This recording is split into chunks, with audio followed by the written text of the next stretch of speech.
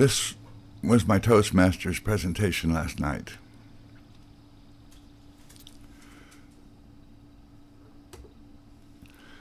The sound of a babbling brook, the steady beat of rain falling around you, frogs rejoicing in the rain, or surf washing against the beach.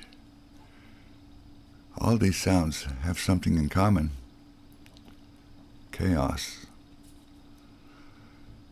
A scientist would call it white noise, but we call it sounds that bring peace and calm. The unfocused sound surrounds us and distracts our busy brain. We find these sounds in nature, but we are in danger of losing them.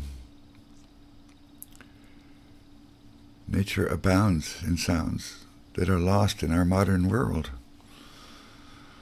Subtle little sounds that are overpowered by louder industrial noise. Even if we don't consciously hear them, the sounds are still there. We use our ability to block them, but in doing so, we also block the subtle sounds. Talking with an old man, he told me stories of long ago when it was a quieter time. He told of being able to converse with a neighbor by yelling across the field. Today, those sounds would suffer from too much interference. Not all sounds are comforting. A jackhammer brings pain and distraction. A siren in the distance will cause us to think about some poor person having a bad day. Sound travels, and so we hear things that are not near us, but they affect us just the same. Sound is vibration, and today our entire environment is affected by a cacophony of vibrations. A subtle reminder of this is the fact that noise-canceling headphones exist.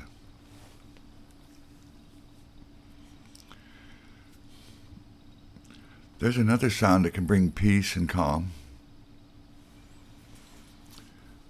the harmonic sounds of music.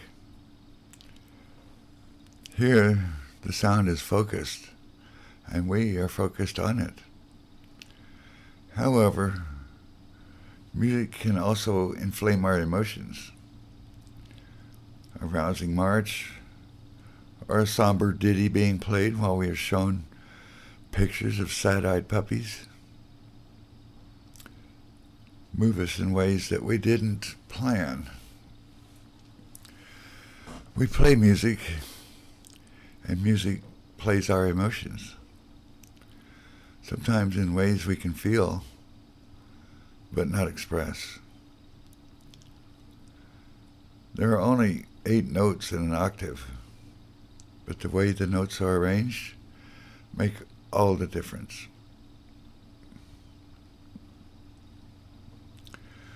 When I was little, I asked my father, will they ever run out of new music? His reply was, I've often thought about that myself. I think we never will, but it may involve learning to appreciate the new sounds. Whether it's the rippling of water over stones or the tinkling of a glass wind chime, the world is full of unheard music. Sometimes it finds us, and other times we seek it out. Whenever it comes, it's there to be freely enjoyed.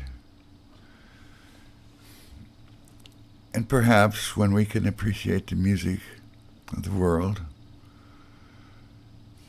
we can learn to hear more subtle songs that we haven't imagined yet.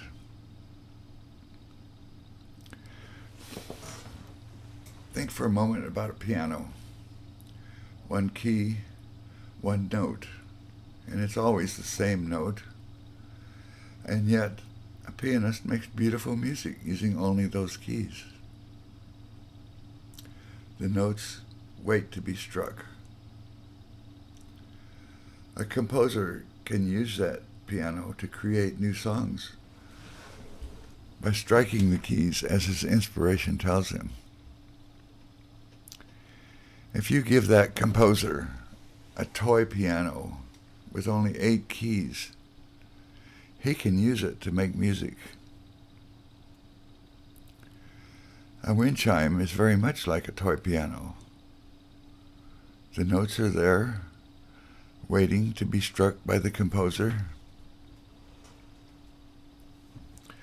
When you pause beneath a wind chime, you will hear a song being composed by the wind. The wind that has traveled around the world and found your chime. You could be the only person in the world who's heard this song that the wind wrote for you.